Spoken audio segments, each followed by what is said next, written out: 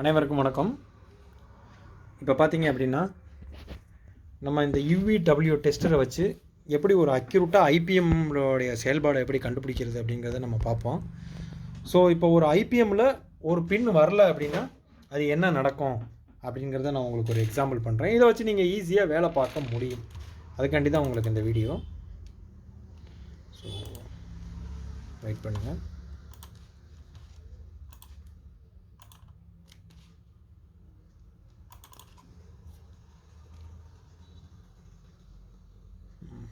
Okay, இப்போ இது ஐபிஎம்மோட ஒரு டேட்டா ஷீட்டு. இதை பாருங்கள், இது ஒரு ஐபிஎம்மோடைய டேட்டா ஷீட்டு.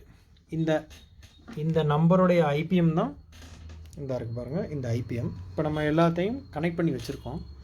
ஸோ உங்களுக்கு இதோட அக்யூரசி காமிக்கணும் அப்படிங்கிறதுக்காண்டி தான் நம்ம வந்து பண்ணுறோம். இப்போ நம்ம என்ன செஞ்சுருக்கோம் அப்படின்னு பார்த்தீங்க அப்படின்னா, இந்த இருக்குது பாருங்கள், இந்த ஏழாவது பின்னை வந்து நம்ம கட் பண்ணி விட்ருக்கோம். அதாவது யூவோடைய ஹை சைடு, ஒரு யூவோடைய ஹை சைடு, அதாவது ப்ளஸ் சைடை நம்ம கட் பண்ணி விட்ருக்கோம். நெகட்டிவ் சைடெலாம் அப்படியே இருக்குது. பாசிட்டிவ் சைடை மட்டும் கட் பண்ணி விட்ருக்கோம். ஸோ இப்போ அந்த பாசிட்டிவ் சைடை நம்ம கட் பண்ணி விட்ருக்கோம். ஓகே பாருங்கள்,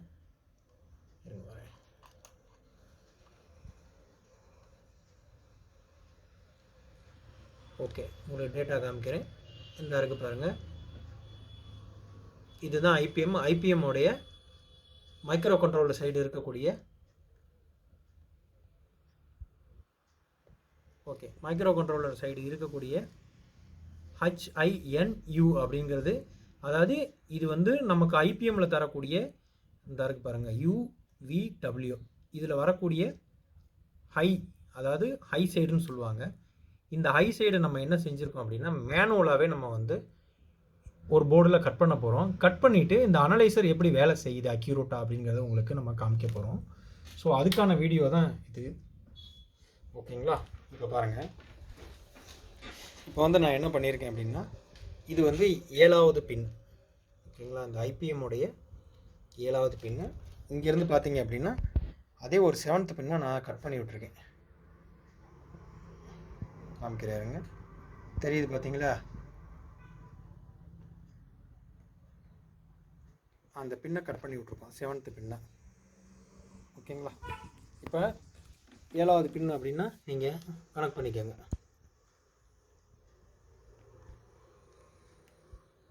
ஓகே,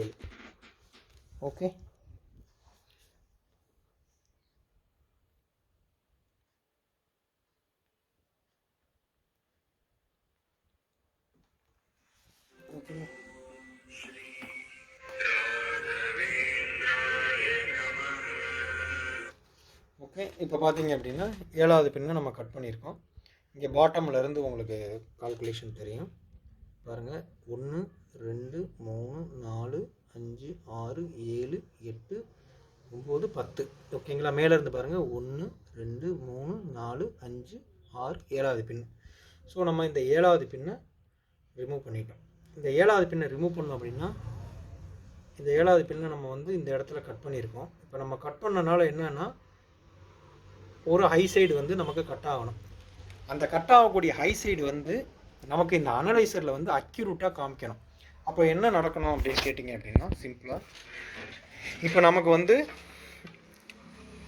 இந்த ஐபிஎம்முடைய டயக்ராம் படியும், ஓகே, நமக்கு இதில் மைக்ரோ கண்ட்ரோலர் சுவிட்ச் ஆகக்கூடிய டயக்ராம் படியும், இப்போ நமக்கு வந்து பார்த்திங்க அப்படின்னா இந்த லைட் மட்டும் எரியக்கூடாது, மீதி எல்லா லைட்டும் எரியணும். அதாவது யூவில் வந்து 5 லைட்டும் எரியணும்.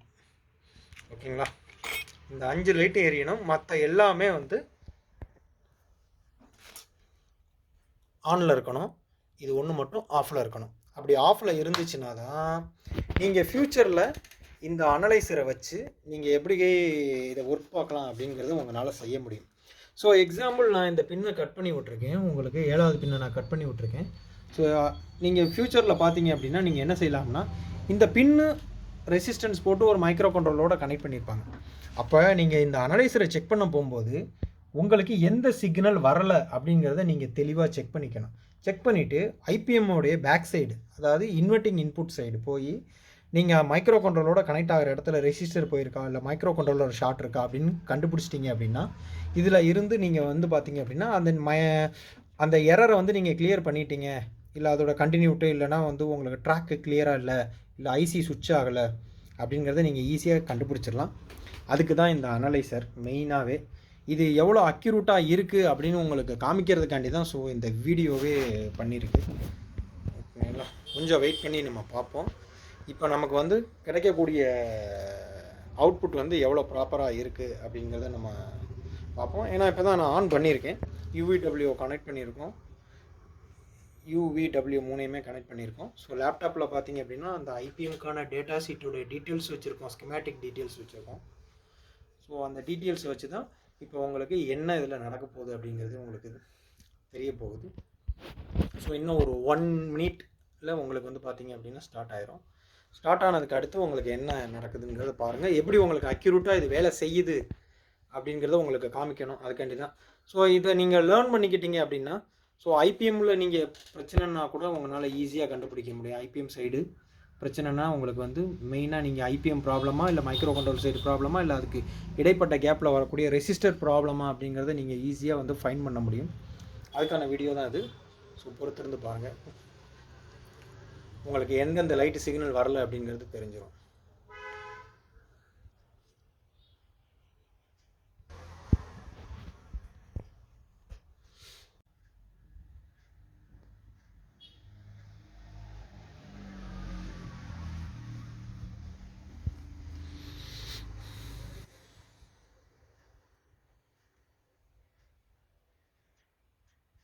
ஓகே, இப்போ பார்த்தீங்கன்னா உங்களுக்கு தெளிவாக தெரியும். ஓகேங்களா, இப்போ பாருங்கள் எரர் அடிச்சிருச்சு நமக்கு. இப்போ பார்த்தீங்கன்னா உங்களுக்கு அக்யூரேட்டாக தெரியும். ஸோ உங்களுக்கு பாருங்கள், இப்போ நம்ம வந்து ஒரு லைட்டு மட்டும் எரியலை பாருங்கள். அதாவது யூவில் ஹெச் சைடு ஹை சைடு மட்டும் நமக்கு ஒரு லைட்டு எரியலை.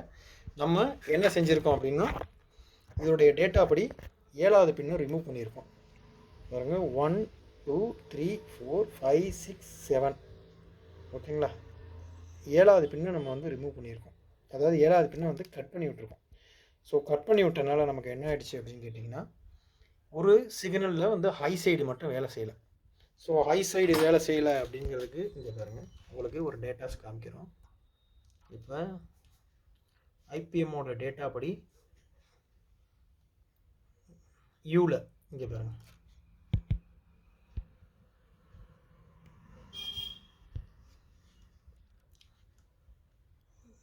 யூவில் பார்த்தீங்க அப்படின்னா யூவோடைய அதாவது HIN அப்படின்னு நம்ம பார்த்தோம் பார்த்தீங்களா. இந்த HINU வந்து high side gate driver input அப்படின்னு கொடுத்துருக்காங்க பாருங்கள். High side gate driver input. இப்போ நம்ம இந்த 7வது பின் இங்கே பாருங்கள், 7th பின்னு. இந்த 7th பின்னை நம்ம கட் பண்ணி விட்டனால இப்போ என்ன ஆயிடுச்சு அப்படின்னு கேட்டிங்கன்னா, நமக்கு வந்து யூ சைடு, அதாவது யூவில் ஹை சைடு வரல. ஓகேங்களா, இப்போ இந்த யூவில் ஹை சைடு வரல அப்படின்னா நீங்கள் வந்து இப்போ நீங்கள் ஈஸியாக உங்களுக்கு வந்து அனலைஸ் பண்ணிடலாம் என்ன ப்ராப்ளம் அப்படின்ட்டு. யூவில் ஐ சைடு வரல அப்படின்னா உங்களுக்கு யூவில் வந்து ஐ சைடு பிரச்சனை என்ன அப்படிங்கிறது நீங்கள் செக் பண்ண வேண்டிய பேக் சைடு என்ன அப்படின்னு கேட்டிங்கன்னா உங்களுக்கு ஈஸியாக தெரிஞ்சிடும். ஸோ நமக்கு வந்து யூவில் ஐ சைடு வரல. அந்த ஐ சைடு வராதனால நமக்கு இந்த பின்னு வந்து போய் இந்த மைக்ரோ கண்ட்ரோலரோட ஜாயிண்ட் ஆகுதா, இதில் கெப்பாசிட்டர் எதுவும் ஷார்ட் ஆகிருக்கா, இல்லை ரெசிஸ்டர் எதுவும் ஓப்பன் ஆகிருக்கான்னு நீங்கள் இதை மட்டும் கண்டுபிடிச்சி அதை உடனே ரெடி பண்ணிடலாம். ஸோ அதற்கான அனலைசர் தான் இது.